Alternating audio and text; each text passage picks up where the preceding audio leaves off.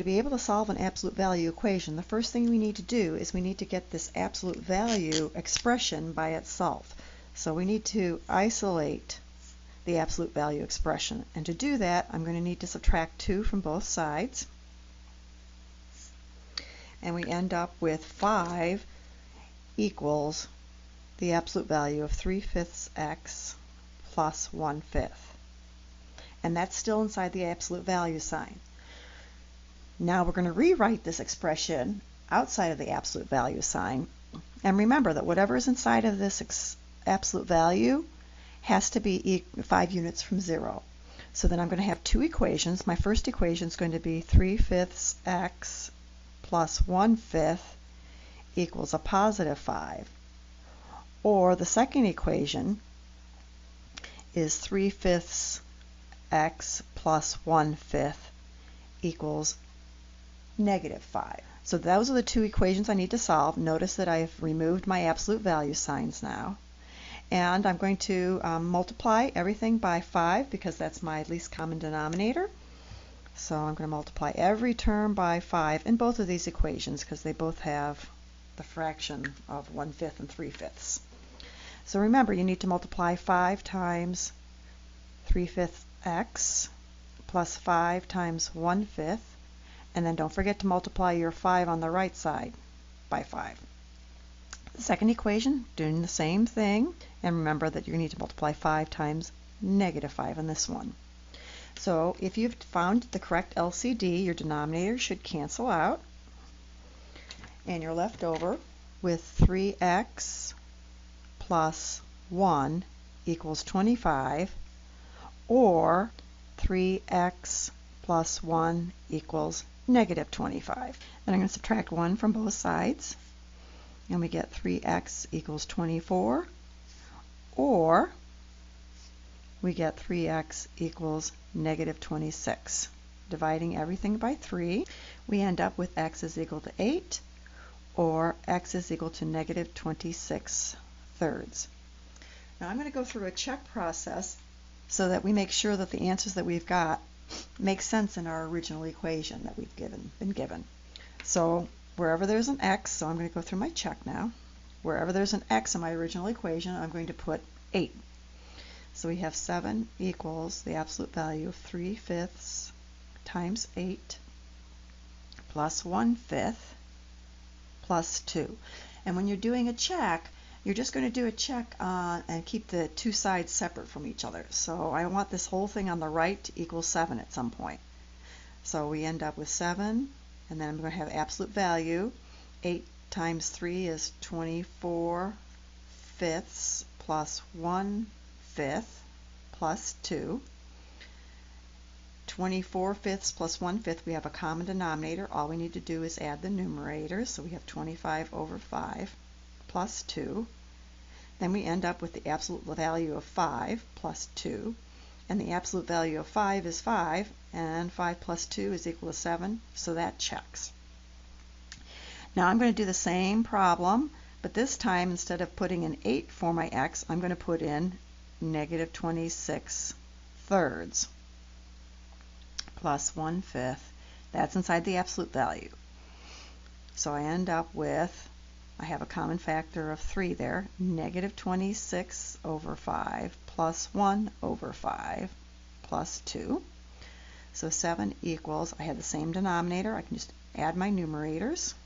And so I have the absolute value of negative 5 plus 2.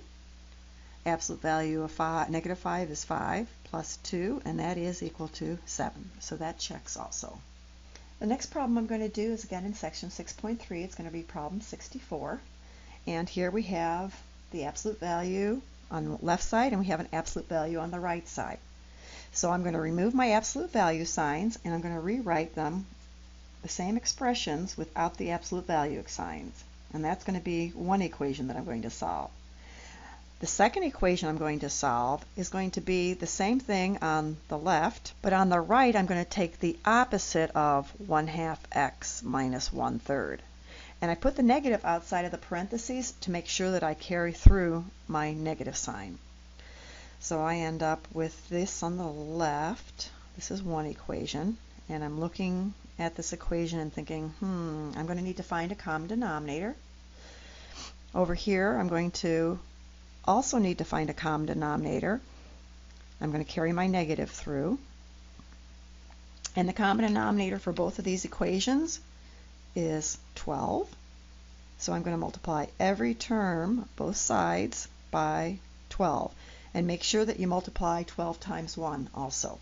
So 12 times negative 1/4 x plus 12 times 1, 12 times 1/2 x minus 12 times 1/3. And then I'm going to do the same thing with this other equation.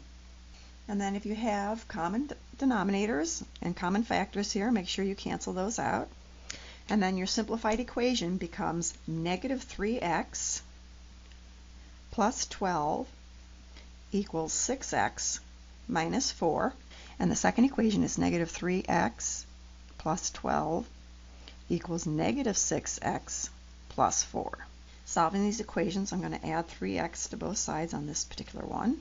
I end up with 12 equals 9x minus 4. Then I'm going to add 4 to both sides. 16 equals 9x. And then I'm going to divide by 9. So 16/9 equals x. The second equation, I'm going to add 6x to both sides.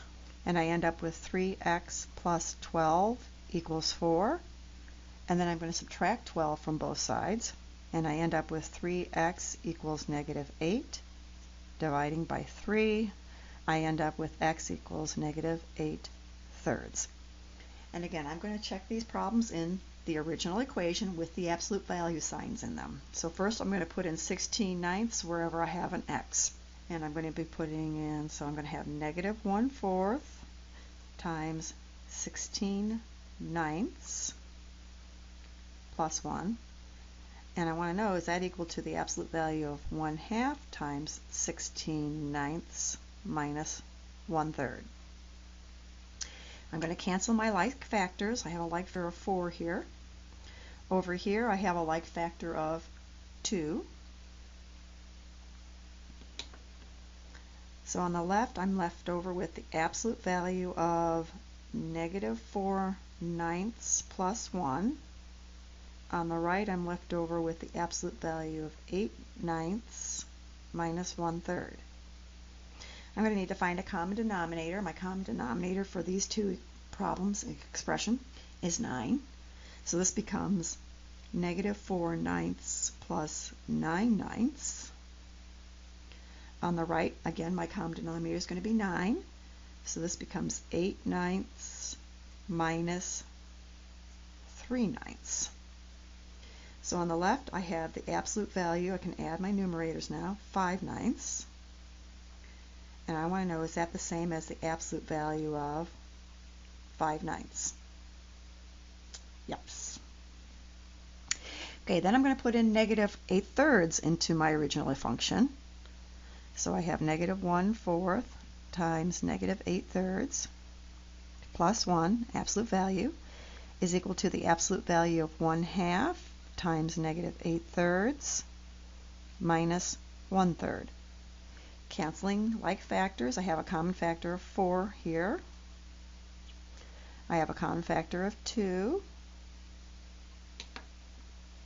So then I'm left over with a positive 2/3 plus 1 is equal to a negative 4/3 minus 1/3. Finding a common denominator, which is going to be 3, I have 2/3 plus 3/3 inside the absolute value. Over here I already have a common denominator, so I can just combine my numerators. I end up with negative 5/3 inside the absolute value. Then I have the absolute value of 5/3. Is that equal to the absolute value of negative 5/3? And I think you can see that 5/3 here, and how far is this from 0? It's also going to be a positive 5/3, so it checks.